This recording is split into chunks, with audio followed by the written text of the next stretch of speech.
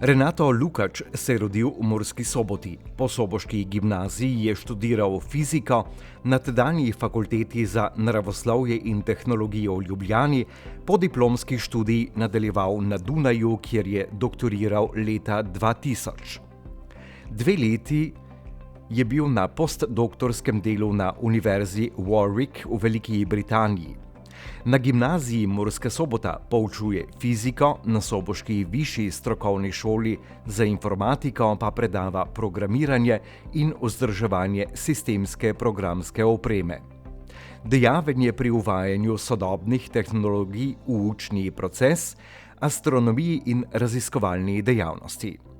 Posebno pozornost namenja osveščanju varne rabe interneta in delu z nadarjenimi dijaki, s katerimi dosega mnoge uspehe. Pomurskega akademika dr. Renata Lukača poznam že z gimnazijskih let in lahko povem, kar res sem samopodobren. Že te se je videlo, kad je grato doktor znanosti in ne samo, kad je grato doktor znanosti, kad je grato najboljši na svojem področju. In že sem pravo, kako je on tisti, ker se je prvi v to okolje, ker se je prvi v Pomurju zavedal pomena informatike, interneta. Da internet v prišel, sem ga zakoj, ge. In da mi je to raztolmačil, sem začel noče gledati in tudi ko on je bil resen tisti, ker je te stvari pri nas pripeljal in kaj je fejs važno, ker je te stvari pripeljal v naše šole. In zakaj je to važno? Zavolo toga, ka so naše šole lejko že te, od pomurskega akademika, dr. Renata Lukača, imele v svojih kurikulumih, v svojih učnih načrtih vsebine, kjer so deci odprle oči noče, kjer so jih usmerjale, kjer so jih spodbujale, ko so sami začali tisti, ko so to imeli radi, o tom premišljavati in so mnogi gratali resen vrhunski strokovnjaki, znanstveniki in to z velikim pridom izkoriščajo. No, pred leti pa je prišlo do podobne takšne prelomnice in to je umetna inteligenca. In ne je naključje, kaj je pomurski akademik dr. Renato Lukač tisti, ki je palik na naših šolah bil prvi protagonist, največji tudi usmerjevalec te umetne inteligence, vključevanja umetne inteligence in seveda tudi kako treba paziti, kakšne so pasti umetne inteligence, predvsem s poudarkom v šolah. In tako sem pravil ob enoj priliki, da smo mi mladi bilo pitanje, ali kalkulator v šoli dopustiti ali ne, in to je zdaj že samo retorično vprašanje, tako da gvišno za nekaj let retorično vprašanje, ali umetno inteligenco v šole pustiti ali ne. Gvišno ja, samo na pravi način. Na kakšen način, da nam pa z prve roke najbolje strokovno gnjez povedal pomurski akademik dr. Renato Lukač in zato vabim, ko si predavanje, zanimivo predavanje si vkupaj poglednemo, se fejs dosta pri tom navčimo in ko bomo znali tudi sami sebe z najbolje novimi tehnikami olajšati življenje, si pomočiti in biti boljši. V zadnjih letih je umetna inteligenca prešla iz obetavne tehnologije v nepogrešljivo orodje v različnih sektorjih, vključno z izobraževanjem. Izobraževalne ustanove in razvijalci tehnologij se soočajo z izzivi ter uvajajo rešitve in smernice za varno in odgovorno rabo umetne inteligence v izobraževalnih okoljih. Prispevek izpostavlja uveljavljene načine uporabe umetne inteligence v učnih okoljih, zlasti njen pozitiven vpliv na učne procese, personalizacijo učenja in povečanje učinkovitosti poučevanja. Napove tudi področja, ker je vpliv umetne inteligence še omejen, ter področja z velikim potencialom za prihodnost, kot so napredna analiza podatkov, prilagajanje učnega načrta in podpora učencev s posebnimi potrebami. Posebno pozornost namenja odprtim izzivom in tveganjem, zlasti glede zasebnosti in varnosti podatkov. 3 dejstva iz referata. Tako imenovani hype je stanje pretirane medijske in javne pozornosti, kjer so pričakovanja glede nove tehnologije, ideje ali izdelka pogosto močno napihnjena in presegajo realne možnosti njihovega delovanja ali vpliva. Pri umetni inteligenci odraža hype visok nivo pričakovanj glede njenega potenciala. Fazi evforije sledi faza razočaranja in komaj po 5 do 10 letih lahko pričakujemo fazo pragmatične uporabe umetne inteligence v izobraževanju. Umetna inteligenca lahko analizira, kako dobro učeči razumejo snov in v realnem času prilagodi učni načrt njihovim potrebam. Pametni tutorji omogočajo učečim, da se učijo v svojem tempu in postavljajo vprašanja, na katera odgovori temeljijo na njihovem trenutnem znanju. Vse to se odvija v realnem času, kar omogoča personalizirano učenje na način, ki ga tradicionalni pristopi ne zmorejo. Uporaba umetne inteligence v izobraževanju se sooča z etičnimi problemi, kot so pristranskost algoritmov, nevarnost zasvojenosti s tehnologijo ter potreba po spodbujanju kritičnega razmišljanja med učečimi, da se zavedajo omejitev in posledic uporabe teh tehnologij. Projekti v šolstvu se osredotočajo na razvoj in implementacijo pristopov, ki aktivno naslavljajo te izzive in iščejo rešitve za izboljšanje učnega procesa. Mi se bomo malo sprehodili skozi en podoben program kot lani, vendar z nekimi seveda novostmi. Nekaj se je vseeno zgodilo v tem enem letu. Zgodovina, samo vas želim spomniti, daleč sega nazaj, relativno daleč pred moje rojstvo. Pa tudi neki mejniki so tukaj navedeni. In če bi šli zdaj gledati, kaj se je dogajalo vmes, eni taki spolni pa padci so, to je normalno pri tehnologijah. Internet je naredil en tak zagon, potem splet je naredil in zdaj imamo spet to umetno inteligenco. Spomnimo se samo to, za ta spon, ki ga zdaj imamo, že nekaj časa, kakšni 2 leti približno, je bilo krivo troje, vse se je nekako poklopilo. Algoritmi so že bili, pa so bili zdaj res dobro že razviti, potem pa zelo zmogljiva oprema in seveda podatki, s katerimi mi napajamo vse te sisteme. To se je moralo vse nekako ujeti in tako smo prišli do tega zagona, ki ga zdaj imamo. Mogoče še par besed o teh prednostih, tako čist splošnih, ki jih prinaša ta umetna inteligenca. Avtomatizacija procesov. V tem vidimo veliko prednost. Tisto, kar se da, avtomatiziramo, da ne bomo mi izgubljali s tem časa. In to ima potem neke take pozitivne posledice, ki so spodaj označene. Analitična napredna znanja, to nam omogoča zelo hitre, zanesljive napovedi in pa personalizacija. Mi lahko izkušnjo ob uporabi opreme personaliziramo in s tem je seveda izboljšana uporabniška izkušnja. Pa še neke prednosti so, pa to raje preskočimo zdaj. Potem so seveda neke pasti, pa jih ne bi zdaj preveč obdelovali.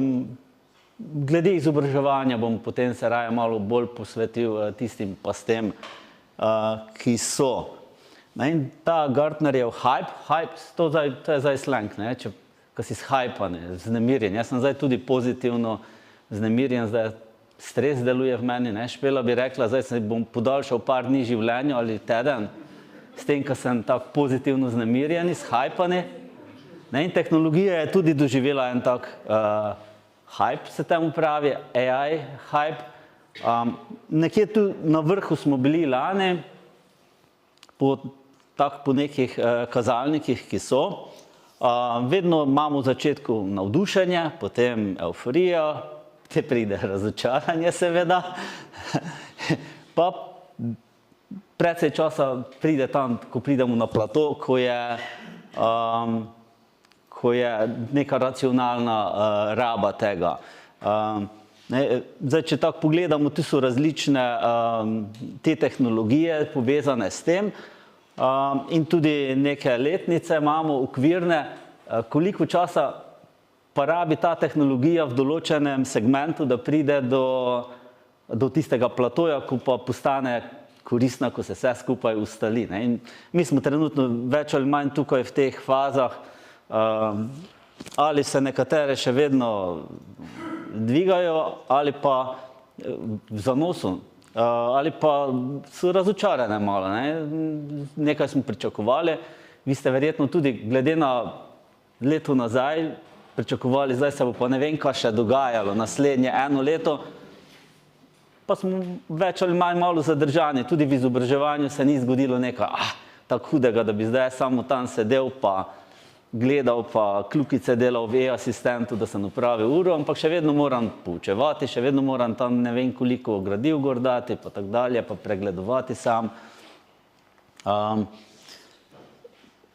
Zdaj, s tem hypom smo prišli torej do enega kupa teh aplikacij. To sem samo tako gor navrgel, da ponazorim zmedo, ki je. Ker če želite nekaj si pomagati s to umetno inteligenco, pa začnete iskati, katera aplikacija bi bila najboljša, valjda dobite tam te ogromne banke, kaj se pa preden delček tega preizkusite, obupate, pravite, raje bom peš delal, ker sem to vajen, pa mogoče se malo znajdete, pa povejte top 10, gremo pa iskati tiste najbolj, pa mogoče vas niti te ne prepričajo. No, jaz uporabljam tu nekaj malo tega Canva, pa kaj je, ChatGPT, tu ni, skratka, del pa tako dalje, zelo malo tega. Pa recimo, da se malo spredalčkamo, pa iščemo po področjih, da ne bom gledal tisto, kar mene ne zanima, pa najdem svoje lahko. No, jaz tako, če me zdaj vprašate, kako najboljše se znajte, obstaja ta Futurepedia, pa tukaj lahko date filtre brezplačno, da ne bomo plačevali.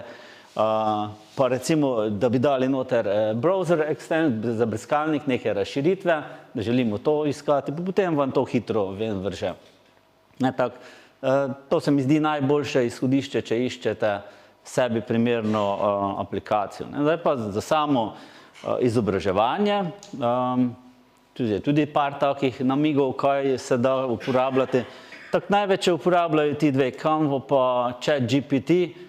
Copilot, ta je malo tak, vsaj tisto, kar sem preizkusil, je, kaj je brezplačno, ni preveč za uporabo.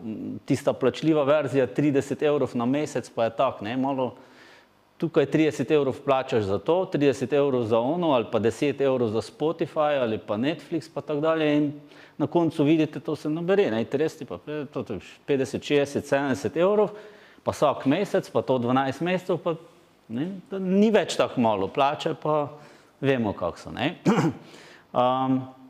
Tako da se iščemo tukaj bolj v teh, kar je nekako še uporabno, pa prosto dostopno.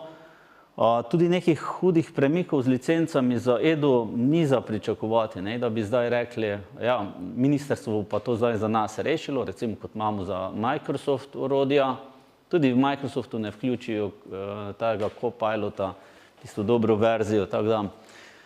Zdaj prednosti, ki jih v izobraževanju to prinaša, to je velika prednost. Na razpolago so takrat, ko jih rabimo. In če boste opazovali mlade, oni radi delajo zvečer pa ponoči.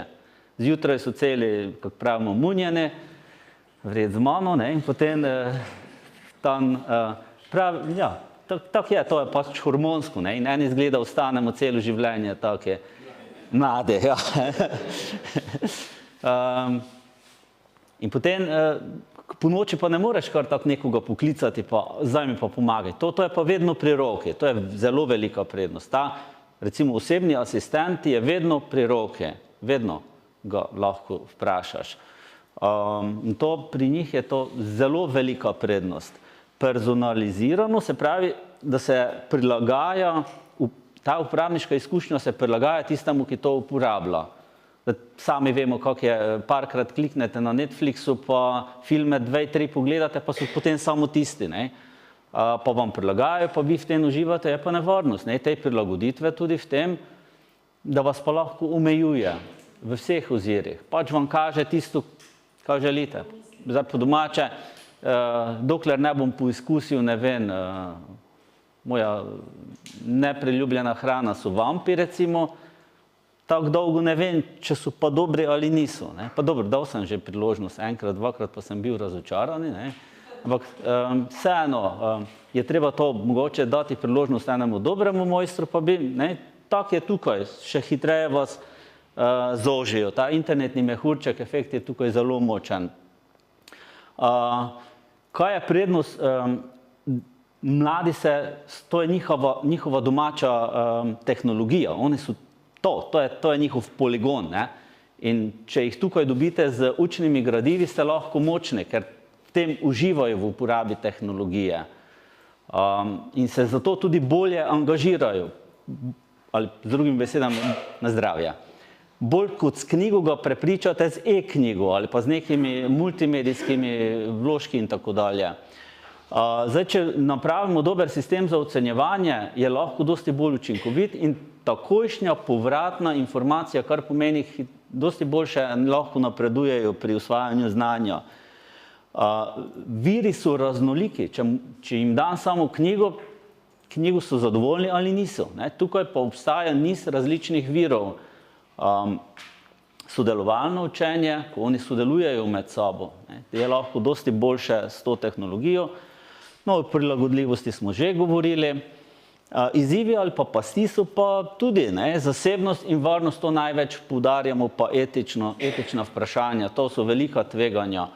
Če mi dajemo gor, recimo, ne vem, dal bi se znam nekih, moram zelo paziti, kaj dam nekemu AI urodju, da ne odidejo ti osebni podatki, ki so varovani po zakonu tudi tja, kaj pa vem, kaj tam delajo. Sicer ta plačljiva orodja navadno tudi zagotavljajo, da se ne bojo uporabljala niti za to in da samo obdela podatke pa ti da nazaj, ampak videli smo v preteklosti 10-20 let nazaj, kaj so vse delali, pa so imeli dostope do ne vem kakšnih naših podatkov, ko so žvižgači to obelodanili. Tako da jaz s tem tehnologijo ne zaupam, ko mi obljubijo, da ne bojo s tem manipulirali. Pristranski algoritmi, tudi algoritmi so lahko pristranski, pomanjkanje usposobljeno, tudi mi pedagogi ne uspemo slediti ob vsem delu, ki ga imamo, pa zelo veliki birokratizaciji, kateri smo priča zadnji čas, je še težko najti čas, da bi za usposabljanje. Pa smo, ne morem reči, da je pa povprečen pedagog vsaj v srednji šoli ali pa na višji strokovni šoli nezainteresiran za radi bi, ampak enostavno ne zmoreš. 24 ur na dan je treba vse to uvrstiti v program in ne gre. Finančne omejitve, seveda, licence, kako si bomo sami plačevali, zdaj, če bi nam dali dostop, edo licence pa tako dalje, bi verjetno več tega uporabljali. Potem je seveda tehnološka neenakost, regulative, smo zmedeni, nekdo pravi, ni neke regulative, lahko uporabljamo telefone ali ne, vsaka šola to po svoje dela. To je tako težko področje regulative neke splošne date. Odvisnost od tehnologije, zdaj mi bi radi, da uporabljajo to, hkrati pa že imamo center za odvajanje od nekemične odvisnosti. Tam mu praviš, da ne sme toliko uporabljati telefon, tablico, potem pa praviš, tam se uči z njega, on ti bo pomagal. Jaz ne vem, biologije, najdi si biologijo z AI, naj ti pomaga. To je tako dvorezno. Pa integracija v učne načrte. Saj vemo, kako je rigiden ta šolski sistem. Zdaj se dela na vpeljavi digitalnih kompetenc. Komaj to vpeljujemo v učne načrte, ki je še pa AI, umetna inteligenca. To je tako težko narediti. Pa seveda problemi s kritičnim razmišljanjem. Imamo dejavnosti, ni tako, da bi zdaj mi samo počivali pa čakali, da se nekaj zgodi. Imamo projekte, MVI dosti podpira teh projektov, pa imamo izobraževanja, konference, vse dogaja. Res se trudimo, da bi vsi to čim bolje uporabljali. vendar koraki so zelo, zelo taki previdni. Ne. Mladi pa k sreči nas prehitevajo tudi in tako je tudi prav, mi se tudi od njih učimo. S tem bi jaz zaključil, hvala lepa za pozornost, pa lep dan.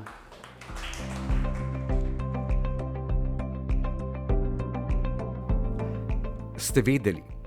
Uporaba umetne inteligence v izobraževanju je v letu 2023 dosegla vrednost 5,6 milijarde ameriških dolarjev in naj bi po napovedih do leta 2030 presegla 25 milijard ameriških dolarjev.